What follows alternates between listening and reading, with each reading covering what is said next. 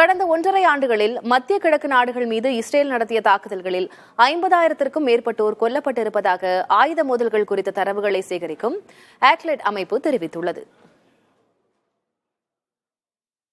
2023ஆம் ஆண்டு அக்டோபர் 7ஆம் தேதி இஸ்ரேல் மீது ஹமாஸ் நடத்திய தாக்குதலில் 1200 இஸ்ரேலியர்கள் உயிரிழந்தனர். பிறகு ஹமாஸை அழித்தொழிப்பதாக கூறி இஸ்ரேல் காசா மீதும் ஹமாஸுக்கு ஆதரவான வேறு சில நாடுகள் மீதும் தொடர்ந்து தாக்குதல் நடத்தி வருகிறது.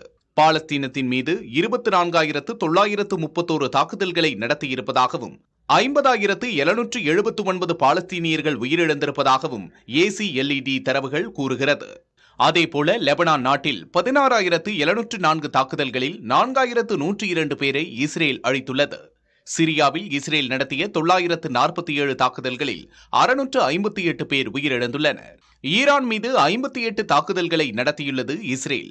இதில் 62 பேர் உயிரிழந்துள்ளனர். ஏமன் நாட்டின் மீது இஸ்ரேல் நடத்திய 39 தாக்குதல்களில் 38 பேர் உயிரிழந்துள்ளனர்.